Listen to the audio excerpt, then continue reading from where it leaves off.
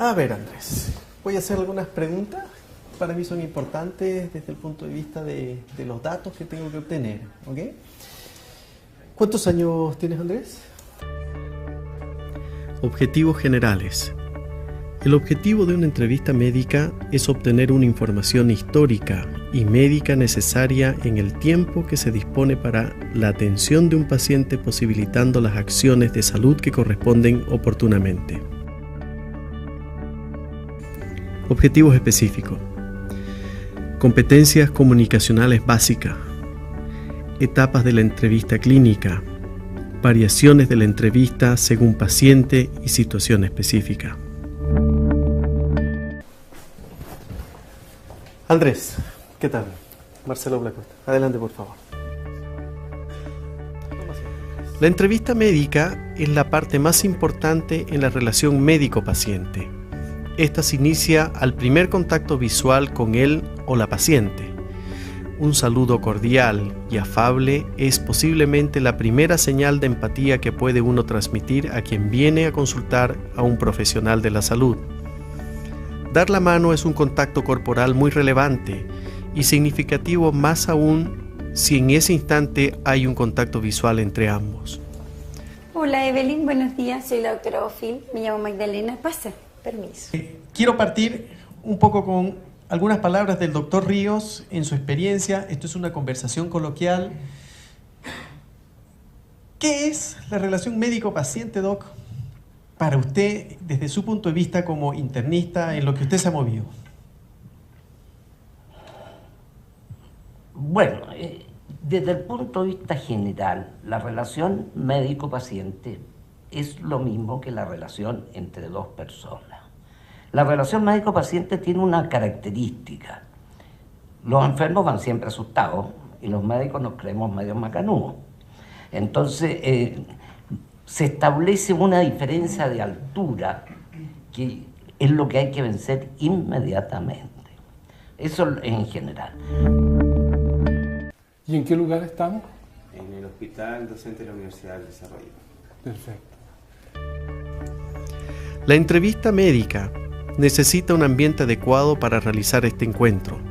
Cuando éste se realiza en una consulta o policlínico, la privacidad acoge la confianza.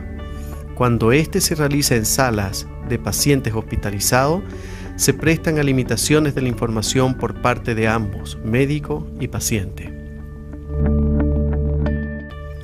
Tanto médico como paciente deben estar cómodos para iniciar una conversación bidireccional.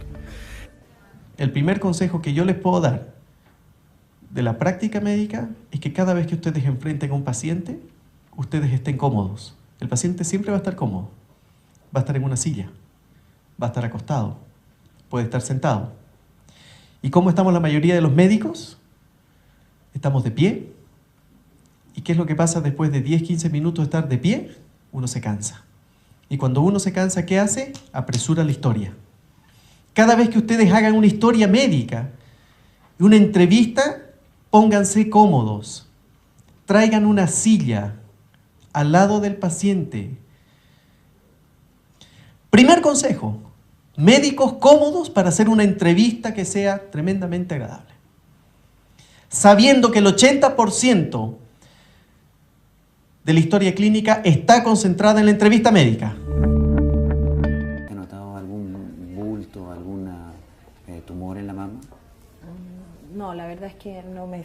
¿Casada? ¿Soltera? Soltera. ¿Pareja estable? Sí. El médico debe ir registrando la información a medida que fluyan datos relevantes.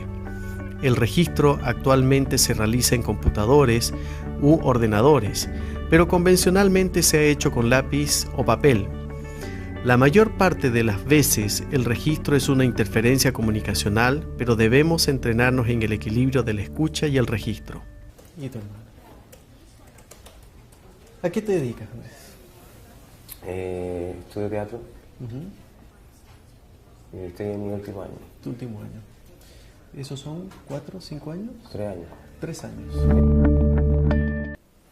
Evelyn, cuénteme, ¿por qué viene a ver? Andrés, ¿cómo estás? Buenas tardes. Muy bien, gracias, doctor. Cuéntame, ¿qué te trae por estos lados?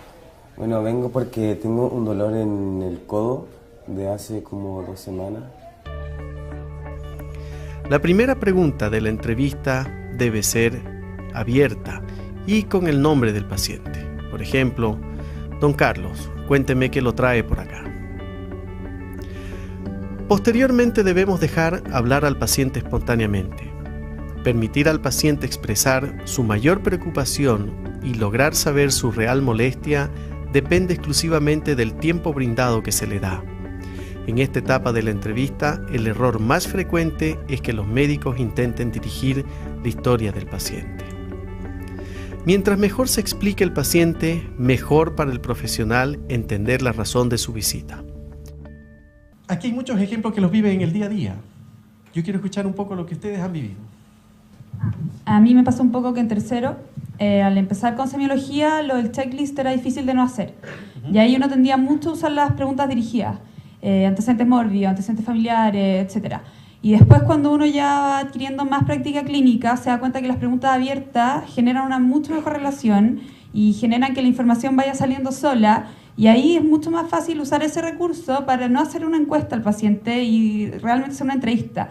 Y ahí uno se da cuenta que de a poco va dejando las preguntas dirigidas a cosas del final muy puntuales que no te quedaron claras, pero las preguntas abiertas como que es algo que es lo principal para obtener información sin transformarla en una encuesta. Suraj, pásale. Gracias, Mariana. Un problema que tuve yo en tercero al principio con la entrevista médica fue que al iniciar la entrevista con pacientes que eran muy dispersos, la entrevista se me hacía muy larga, con preguntas abiertas al principio. Y en el fondo lo que tenía que hacer era terminar con preguntas dirigidas, porque si no el paciente se me iba por las ramas y me terminaba hablando de toda su vida y yo nunca terminaba de terminar la anamnesis. Entonces, no sé, yo le quería hacer una pregunta. ¿Cómo enfrenta usted esos casos de pacientes tan dispersos y cómo limitar la entrevista a más bien terminar la anamnesis en el fondo? Lo que está comentando en este minuto, por ejemplo, Suraj, es eso. ¿Cómo hago yo para saber con quién estoy? Un secreto. Tú saludas al paciente, lo dejas cómodo y lo dejas hablar. En los primeros 2 minutos tú sabes si estás frente a un paciente tímido, si estás frente a un paciente que es tremendamente disperso, tremendamente adecuado, es un paciente de orden psiquiátrico, etc. Oye, los primeros 2 minutos tú estás trabajando demasiado toda tu capacidad mental, toda. No estás tocando nada, no vas a usar esto. Lo único que vas a saber si es que el paciente que tienes al frente te va a dar la historia que tú quieres o no. ¿Por qué viene a consultar hoy día? Bueno, yo vengo a consultar porque hace como 3 días desperté y tengo como una molestia en el ojo derecho. Me queda como que veo borroso. Un dato importantísimo al inicio o durante el comienzo de la entrevista médica es lograr el motivo de consulta o molestia principal. Es a través de este que el profesional debe lograr la mayor cantidad de información de síntomas para pensar en una hipótesis diagnóstica. Posteriormente deberá encaminar correctamente los principios de la anamnesis. A mí como geriatra me sucede mucho, pero no solamente las 4 o 5 molestias que trae el paciente, sino las 3 más que trae la hija. Eso es muy habitual. Y si se le ocurre a ese paciente o a esa familia venir con la cuidadora siempre trae otras 2 preguntas más. ¿Qué es lo que uno hace? Deja el espacio libre para poder identificar cuál es el pez gordo. Hay que saber pescar.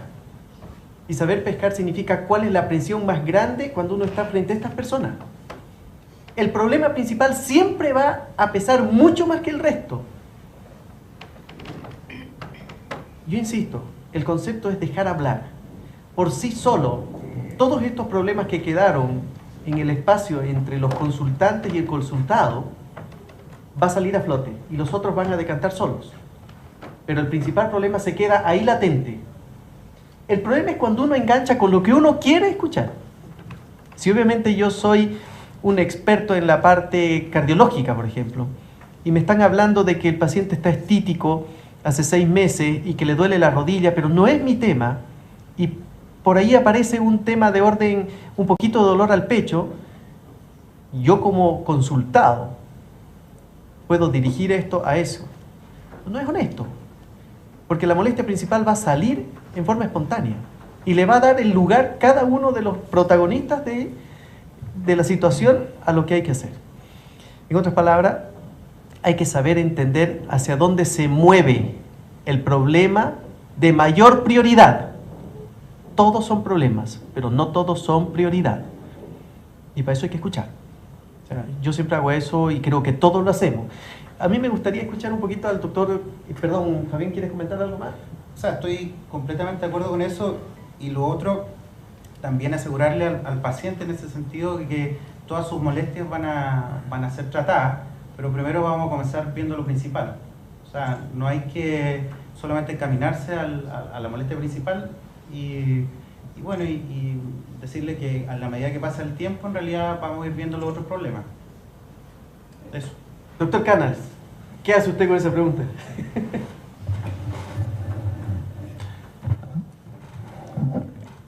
Bueno, yo comparto contigo. Lo primero que uno hace es escuchar y identificar la molestia principal. Una vez que uno obtiene la molestia principal, uno tiene que tratar de ver cuál es la prioridad de esa molestia respecto del conjunto. Y uno se aboca al problema relevante, o sea, al problema más que determina la consulta. Ahora, ojo, en la medida que uno va haciendo la historia y el examen físico, probablemente como elemento complementario van saliendo otros problemas y muchas veces o se van identificando otros problemas y esos otros problemas a veces cambian la prioridad. ¿Se entiende ese tema? Por ejemplo, la molestia puede ser un dolor en un determinado sistema y ustedes en el examen clínico pesquisan, por ejemplo, una arritmia o una cosa de cierta importancia que hace cambiar la jerarquía y invierte el proceso en términos de que el paciente viene a consultar por una cosa y lo relevante termina siendo la identificación de un problema adicional. O sea, el resumen de eso es que uno escucha, prioriza el problema y después integra el conjunto a través de la historia y el examen clínico. Y una vez que tiene ese dato, uno prioriza el problema central, uno le establece el orden de jerarquía, una vez que tiene los datos en la mano. Y cuéntame, ¿cuántas parejas has tenido a lo largo de tu vida? Aproximadamente unas parejas sexuales, de todas maneras, unas 5. ¿Ya? Estables, sí, que duraron un tiempo. ¿Y ocasionales? La confidencialidad. El paciente tiene que estar seguro de que toda información brindada por él será mantenida en estricto secreto. Esa es la parte más complicada, los tiempos. ¿Qué otro problema en la relación médico-paciente? Que cuando uno debe hacer preguntas de orientación sexual o consumo de droga o cosas más íntimas y hay mucha gente en la sala y todos los pacientes están escuchando, es difícil como poder hacer lazo para hacer ese tipo de preguntas o acercarse. Absolutamente. Si hay algo que realmente es difícil, es respetar la confidencialidad. Actualmente ya es un tema abierto el tener pareja del mismo sexo. Cuando ese paciente cae en una sala común, ese paciente no puede expresar, por mucha libertad que él sienta, su condición sexual. Yo tengo una pregunta para el doctor Carmona. ¿Cómo uno se enfrenta a la situación cuando viene una paciente adolescente con su mamá? Porque claramente hay temas que ninguna de las dos va a querer contar en frente a la otra. Sí, eso es interesante porque se da bastante frecuente, tanto con ginecólogos hombres como con ginecólogos mujeres. Bueno, ahí hay algo importante también que tiene que ver con la edad. Realmente son menores de 18. Y ahí la paciente es la niña, es la adolescente, ¿ya? Y por lo general a veces viene de forma espontánea o muchas veces la trae la mamá. Y ahí lo que uno tiene que hacer es enfrentar la entrevista hacia la paciente, hacia la niña adolescente. A veces y les va a tocar que se va a meter la mamá. Y va a decir, no, es que esta niñita está pololeando hace tanto tiempo y yo la traigo porque quiero que se cuide. Siempre tratar de enfocarse, me parece muy bien, mamá, señora, pero enfocarse ojalá a la paciente adolescente. Y en el momento en que estamos llegando a un terreno que puede ser complejo, porque tenemos que preguntar si la niña empezó la actividad sexual, o si la niña usa métodos anticonceptivos, o si consume drogas, o si la niña fuma, porque de repente pasa que las mamás o los papás idealizan a esta niñita que es mi guaguita, qué sé yo, y a lo mejor la niña hace rato ya que dejó de ser la niñita ideal, la niñita guaguita que está frente a ellos. Y ahí lo que uno hace o lo que uno puede hacer, dependiendo de las condiciones, es pedirle gentilmente a la mamá que lo deje conversar unos minutitos con la paciente, ¿ya? No mandarla para afuera, decirle, ¿sabe qué, señora? Váyase, o venga con la hija sola, sino que dejarla hacer unos minutitos, preguntarle si le parece bien, si se puede. Y uno ahí hacer las preguntas más concretas respecto a actividad sexual, a uso anticonceptivo, a consumo de tabaco o de droga. Y se van a encontrar con que a veces las pacientes ya han conversado esto y no tienen en el fondo ningún secreto. Otras veces sí, y ahí lo que uno tiene que hacer es mantener la confidencialidad y uno puede sugerir, ojalá, sabes que sería bueno que esto lo conversara y lo hicieras transparente con tu familia, pero ahí uno tiene que enfocarse en el fondo en la paciente, al adolescente. Los temas pueden ser súper complicados, pero al final les va a tocar, y la mayoría de las veces les va a tocar, que las consultas siguientes las cosas han cambiado. Si ustedes han conversado con la niña y le han hecho ver que en el fondo hay una preocupación de los papás, se van a encontrar con que no tienen ya que guardar secretos y echar a la mamá para afuera un ratito, sino que ya ha habido conversación a ese respecto. ¿Cómo te diste cuenta que no podías ver por ese ojo? Porque desperté y veía como, eso que le contaba, un poco nublado. Correcto. Pero cuando me di realmente cuenta fue en la noche, cuando venía manejando. Perfecto. Y esto fue en forma súbita entonces, no es que hace un tiempo vienes experimentando disminución de la visión. Habilidades básicas para entrevistar. Observar. Una observación cuidadosa y adecuada hacia un paciente puede brindar mucha información sin necesidad que exista comunicación verbal. Sí, tengo un poco de frustración, de rabia, con él, conmigo,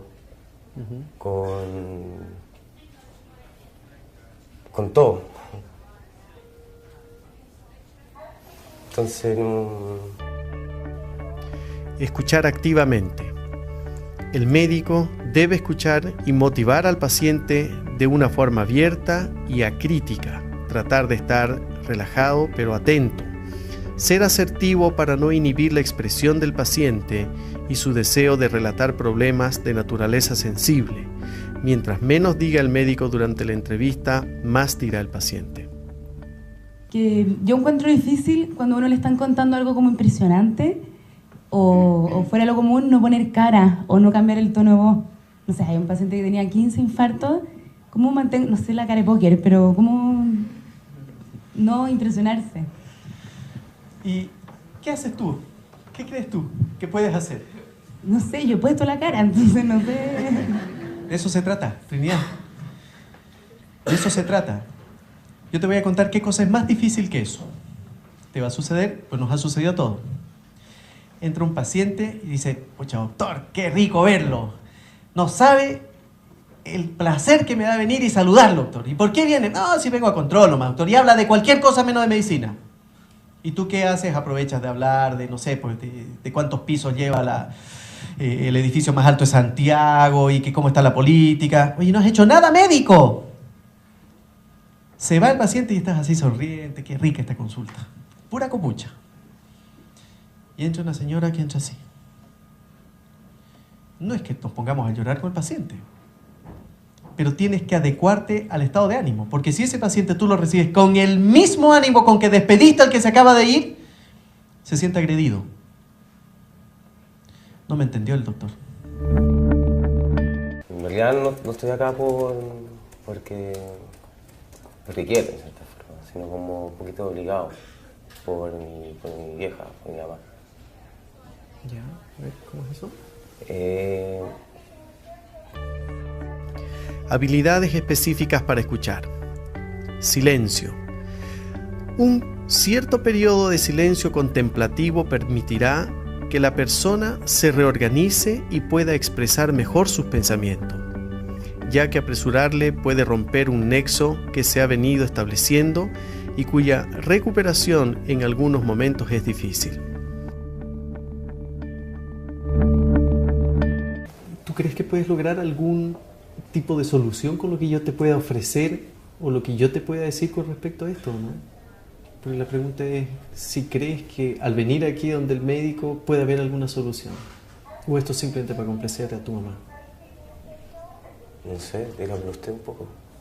Yo creo que sí se puede. Yo creo que es súper importante que entiendas que una cosa es el duelo y otra cosa es entrar en un estado depresivo. A eso voy.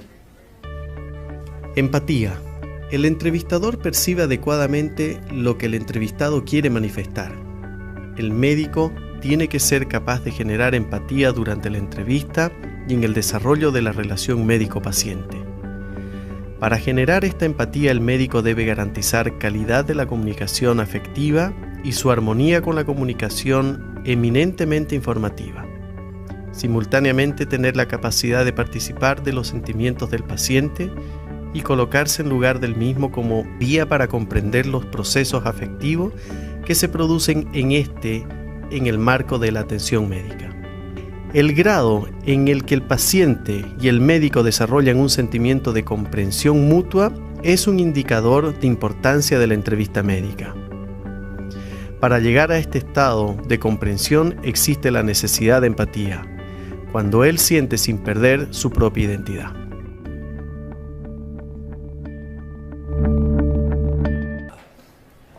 ¿Para orinar ha tenido alguna dificultad, alguna molestia en el último tiempo? No. La Coca-Cola nomás me produce problemas.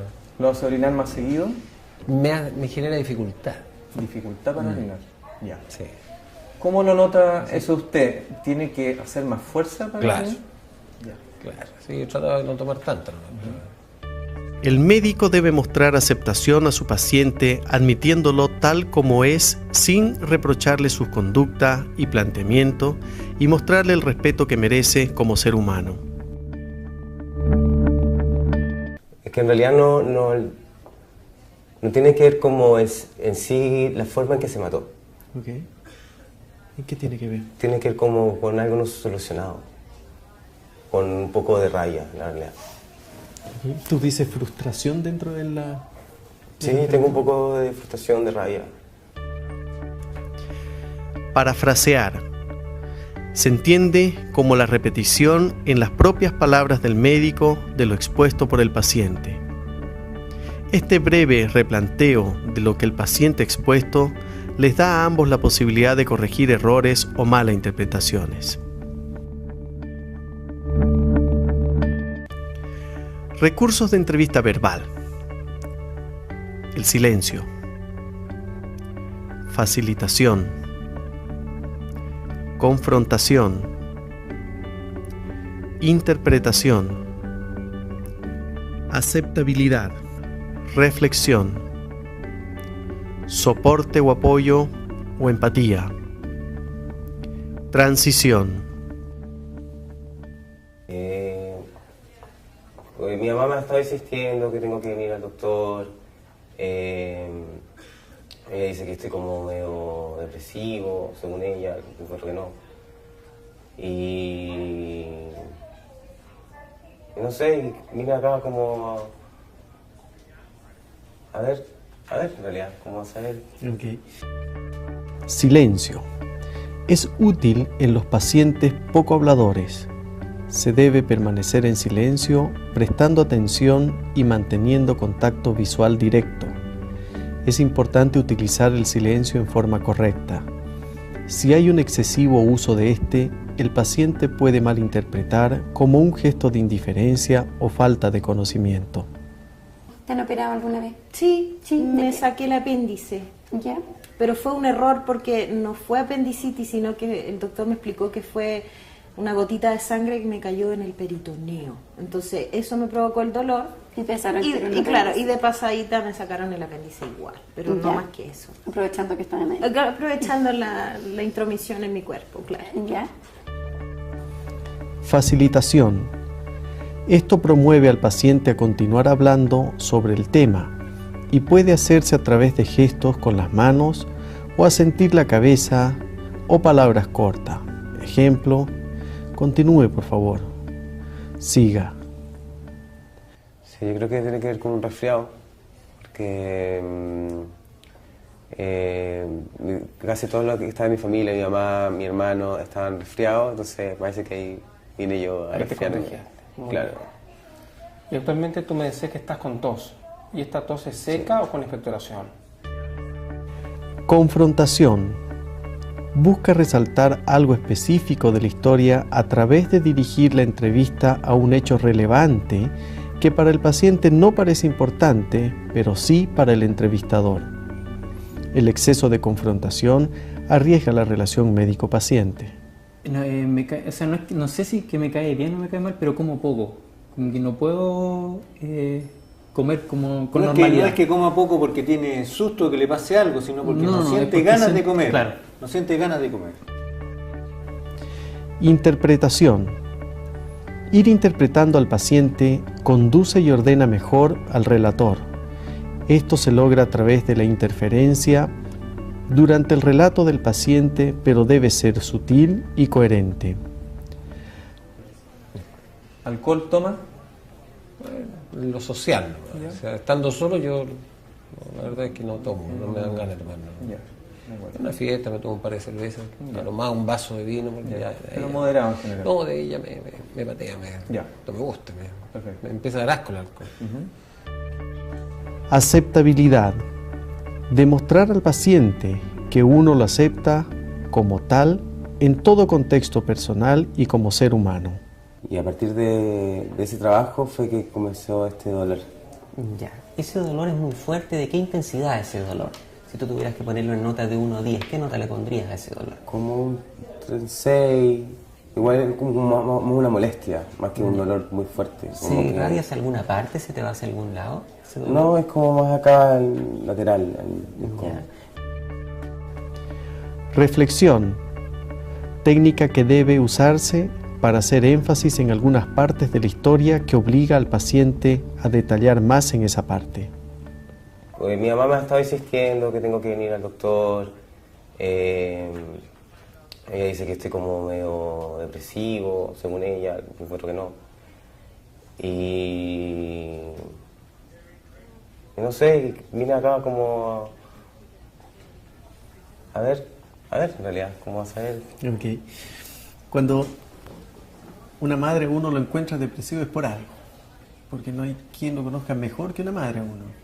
¿Compartes eso, no? ¿Sí? Ok. ¿Por qué crees tú que te encuentras medio depresivo? ¿A qué se refieren? ¿Qué es lo que notan ellos que probablemente a ti no te llama la atención? Soporte o apoyo, empatía. Es una actitud de poder reconocer los sentimientos del paciente. Cuando se logra empatía, la relación médico-paciente permite una fluida y fácil entrevista. ¿Ha tenido diarrea? Tampoco. Y hablemos un poco del dolor. ¿Dónde siente usted el dolor? Transiciones o conectores verbales.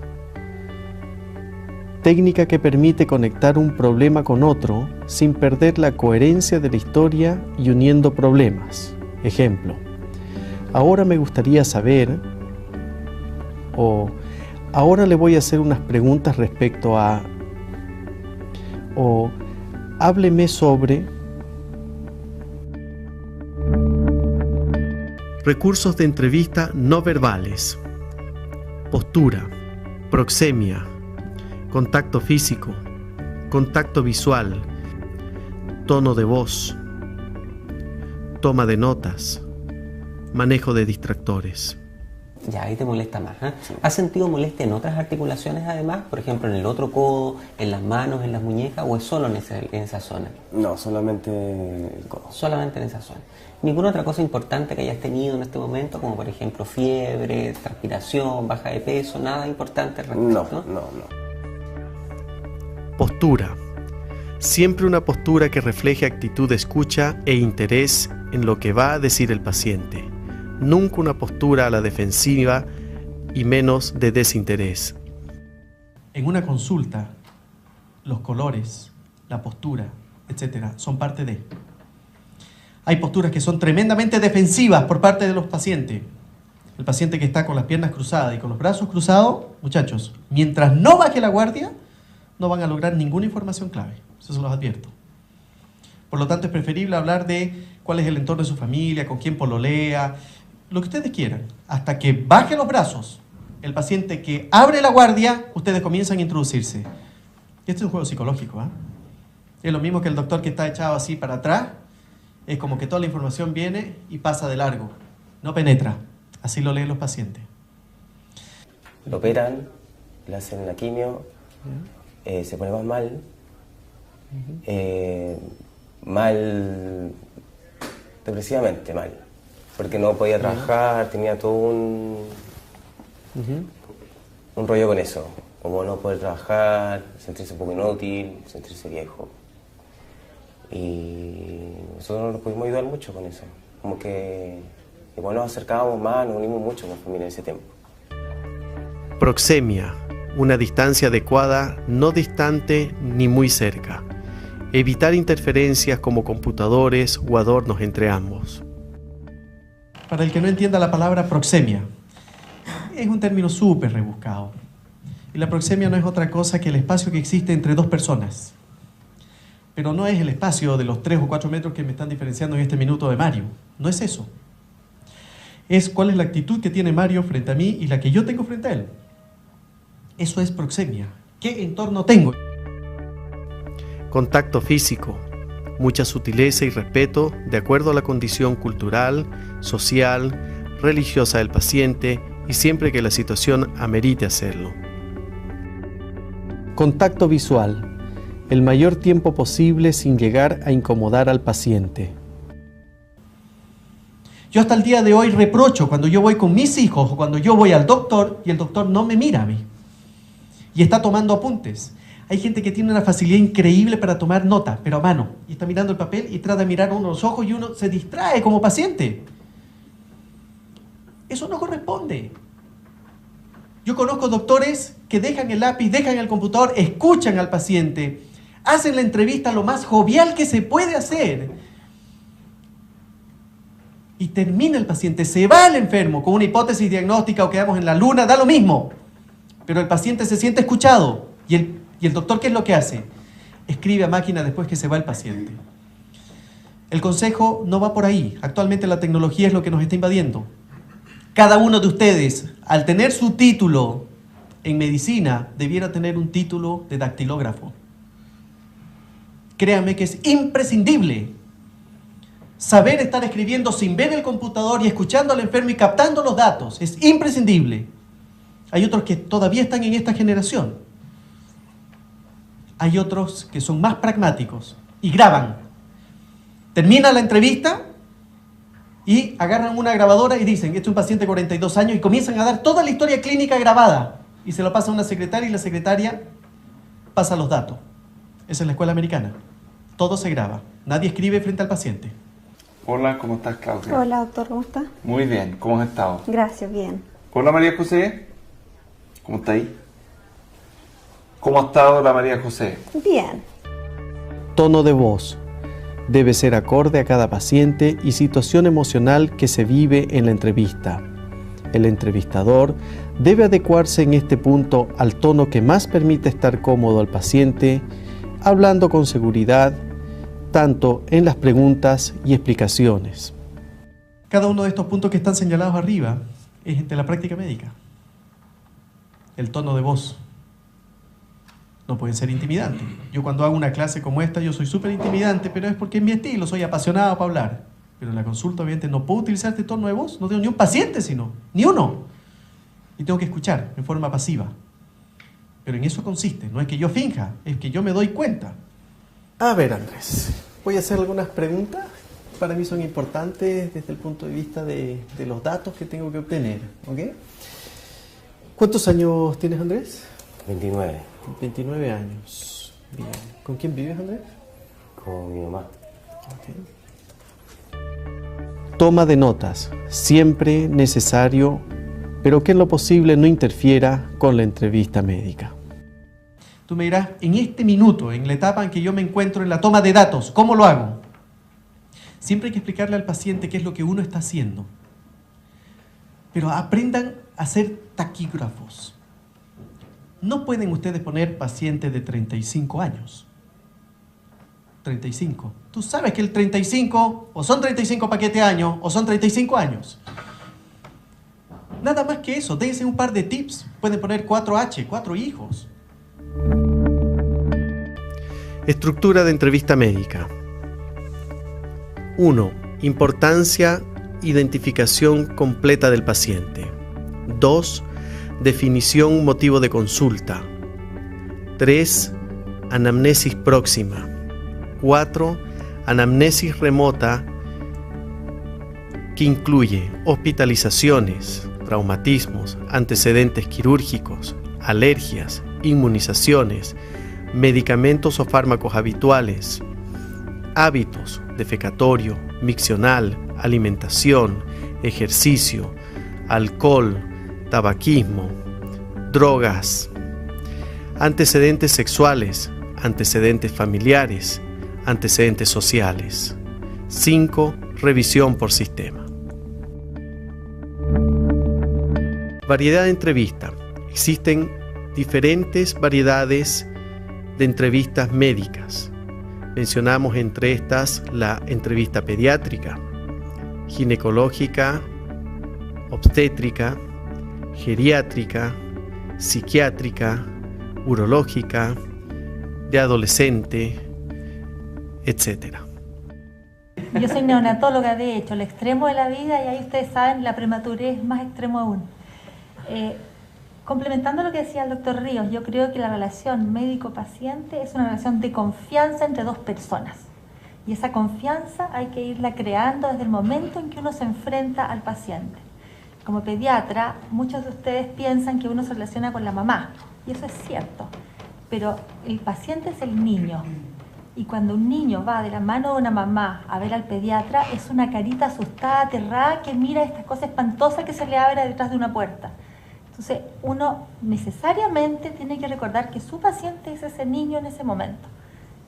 Sea la edad que sea, el niño está siempre muy asustado. Entonces, totalmente distinto para los que van a ser pediatras de acá o que vean niños. Su relación es con el niño. Abran la puerta, acojan a ese niño, hagan cualquier gesto para que el niño se sienta tranquilo. A veces no se logra, el niño llora y llora igual, pero no importa, pero por lo menos ustedes traten de mantener esa relación con él. El ginecólogo tiene otro problema. Muchos más, y más sacado, que el fondo hay un tema de confianza, hay un tema que es totalmente distinto al resto de la medicina cuando se enfrenta a la privacidad, y un tema de pudor. Y el tema del pudor, que si bien los tocamos todos cuando examinamos a los enfermos y tenemos que empilucharlos para poder hacer un buen examen físico, en ginecología este es un tema que es relevante. Yo quiero escuchar una opinión ahí del doctor Carmona. Es complicada el tema. En general, a diferencia un poco de lo que se ha conversado hasta ahora, la paciente ginecológica, voy a referirme a la parte ginecológica primero, va porque ya sabe más o menos, valga la redundancia, a lo que va. Tiene un problema específico o una consulta específica. Ahí para uno, al contrario de en otras especialidades, es más difícil abrirse que el concentrarse en lo importante, porque la paciente dice, doctor, vengo porque me duele aquí o me pica acá, o sabe que vengo a tomarme el Papá Nicolau. Y uno en realidad tiene que tratar de vencer el hecho de concentrarse en, paciente viene a tomarse el Papá Nicolau y punto, sino de darse el tiempo de preguntar las cosas generales y de hacer una anamnesis completa, preguntar los antecedentes ginecológicos, los antecedentes familiares, los antecedentes obstétricos. Y respecto, bueno, una vez que uno ya tiene esa parte relativamente cubierta o abarcada, el tema del pudor también, bueno, uno es el pudor de la paciente por un lado y es el pudor que tiene uno frente a la paciente. También se los va a ir dando la experiencia. El tema del trato con la paciente, lo que nosotros tratamos de inculcar al comienzo, es tratar de mantener una distancia, más que una distancia de verticalidad, de que yo soy el médico y yo sé más que usted, versus usted que no está viniendo a preguntarme, es más que nada una distancia de mostrar respeto. Tratamos de decirle a las pacientes, tratarlas de usted al comienzo, y a medida que ya se puede ir desenvolviendo en la entrevista o en las consultas sucesivas, ir viendo cómo se desenvuelve la paciente frente a uno, y a lo mejor un tuteo, siempre y cuando uno ve que no es una incomodidad, sino que va facilitando la relación empática, hasta el momento del examen propiamente tal, que uno tiene que mandar a la paciente al baño, obviamente, y la paciente tiene que acostarse en esta camilla, que de empática no tiene absolutamente nada, ya, como muchas saben acá. Y lo que uno tiene que tratar ahí es conversar permanentemente, o sea, siempre estarle informando a la paciente de lo que uno va a hacer, de ojalá cómo lo va a hacer, dentro de lo posible tratar de mantener contacto visual, y eso ojalá tratar de mantener a la paciente lo más relajada posible, ¿ya? Otra de las cosas que nos genera complicaciones en el momento del examen físico, obviamente tal al examen ginecológico, es cuando tenemos que usar este aparato poco amistoso que es el espéculo, ¿ya? Muchas pacientes están aterradas porque les han comentado te va a doler, el PAP duele espantoso, sangré, etcétera, etcétera. Y la idea es que uno ahí va manejando con la paciente, siempre explicando, siempre tratando de darse el tiempo. Ese es un problema que también tenemos, que a veces estamos un poco apurados porque tenemos que ver otra paciente más, qué sé yo, hay que irse a otro lado, pero tratar de, ojalá, tomarse el tiempo necesario. Sobre todo si es una paciente que consulta por primera vez, ya sea con ustedes, o más aún si es primera consulta que tienen frente al ginecólogo. Una pregunta para el doctor Kopman. ¿Cuál es la principal diferencia que tiene la entrevista psiquiátrica con la entrevista médica típica? ¿Con qué tener cuidado? Y si es que hay algunos datos esenciales que a usted le gustaría resaltar en la entrevista psiquiátrica. Afortunadamente cada vez son menos las diferencias y esto se ha vuelto a ser un acto médico como siempre debió ser. La principal diferencia tal vez es que no hay examen físico. Si existe, uno empieza a desconfiar del psiquiatra. No hay examen físico, naturalmente. Hay un tiempo que normalmente es un tiempo un poco más prolongado. En una entrevista, si se dan las condiciones, uno está 30, 40, incluso hasta una hora podría estar con un paciente. La aspiración que uno tiene durante la entrevista psiquiátrica es saber quién es y cómo ha llegado a ser quién es la persona que uno tiene al frente. Y de esa manera entonces uno enfoca una serie de preguntas que tienen que ver con la historia personal, con su desarrollo, etcétera, de tal manera que muchas veces, promediando la entrevista o hacia el final de la entrevista, la causa de consulta, el motivo de consulta, nos aparece bastante claro. Uno no parte preguntando por qué viene, muchas veces uno parte preguntando por la situación social, familiar, por la historia de vida, etcétera, y uno se empieza a enterar que esta persona está sola, que esta persona se ha quedado viuda hace poco tiempo, que ha recibido un diagnóstico importante o que tiene una situación de amenaza, etcétera. Y de esa manera entonces se nos empieza a hacer claro el motivo de consulta. Ahora, en esta idea de saber quién es y cómo ha llegado a ser la persona que uno tiene al frente, uno debe tener claro, igual que en otras áreas de la medicina, que uno está enfrentando a una persona que está vulnerable y por lo tanto otra tal vez diferencia es que la asimetría de la relación médico-paciente y la situación de poder se hace muy grande, es decir, uno tiene que ser consciente de que la persona que tiene al frente es una persona que está en un momento especial de su vida y que está particularmente frágil y por lo tanto uno debe ser cuidadoso. Segundo, asegurar confianza, es decir, asegurar privacidad de los datos, investigar adecuadamente si no existe riesgo para sí mismo o para terceros. Una vez que uno asegure eso, en el fondo darle a la persona la posibilidad de tener contacto, es decir, que uno esté disponible para una próxima visita y a partir de eso empezar a construir un ámbito de trabajo que tenga sentido para ambos, sobre todo en aquellas condiciones emocionales donde el diagnóstico no es un diagnóstico tradicionalmente médico, es decir, donde no hay claramente una base anatomofisiológica que explique la alteración, como ocurre en la esquizofrenia o en la enfermedad bipolar, donde sabemos que existe un trastorno biológico. Pero cuando las manifestaciones emocionales tienen que ver con la manera de ser del sujeto, es muy importante que la persona entienda y esté de acuerdo con lo que vamos a hacer. El doctor Ríos hizo durante muchos años urgencia. Cuando uno trabaja en servicio de urgencia, la entrevista médica se limita a un sinfín de variedades. ¿Y qué significa esto? La palabra urgencia. ¿Cuándo es una urgencia? ¿Cuándo es una emergencia? ¿Y qué pasa con la entrevista médica, doctor? Porque una cosa es trabajar con riesgo vital y otra cosa es estar sentado en el consultorio, en la consulta. Bueno, la consulta urgente, es decir, si hay un riesgo vital, porque esto no es o blanco o negro. Cuando hay un riesgo vital y el enfermo se está muriendo, son pocas las cosas que vamos a preguntar. Y vamos a juzgar en muy pocos minutos, este enfermo se está ahogando, hay que ventilarlo. Este enfermo está choqueado porque ha perdido sangre, hay que reponer volumen. ¿Ah? O sea, son cosas que afortunadamente salen bastante fácil del examen de mirar al enfermo. Ahora, cuando el enfermo está con un cuadro agudo, sobre todo un cuadro agudo de dolor, yo creo que ahí hay que preguntar muy pocas cosas también, porque si el enfermo tiene un cólico renal, que ustedes han tenido cólicos renales, algunos seguramente, es un dolor bastante fuerte. ¿Ah? Entonces, mire señor, y usted en la mañana cuando hace pipí, ¿es blanca, colorada o a los 2 minutos grita y ya la relación médico-paciente se pierde? O sea, eso es una cosa que no tenemos, que no se puede perder. Yo creo que un poco homologable a la relación del enfermo también, que se le va a hacer algún procedimiento no ginecológico, por ejemplo, tacto rectal. Van ustedes con pudor, médicos jóvenes, y el enfermo también tiene pudor.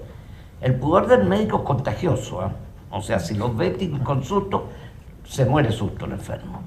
O sea, lo primero es que hay que esconder un poco nuestro pudor y explicarle, no en forma, digamos, en forma clara, ¿eh? Sencilla, en pocas palabras, sin ocultarle nada, qué es lo que le van a hacer y que es un examen importante para su enfermedad.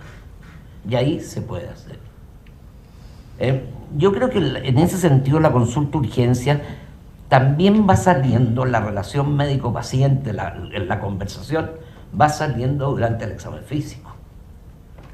Si uno del enfermo se ha quejado de poco dolor abdominal y uno al examinarlo encuentra que tiene una reacción peritoneal, van a ser otras preguntas que van a salir.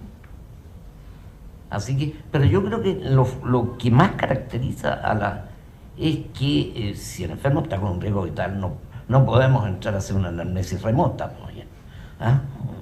Es de sentido común. Y si el enfermo está con mucho dolor, ojalá a lo mejor calmarle un poco el dolor y después reinterrogarlo.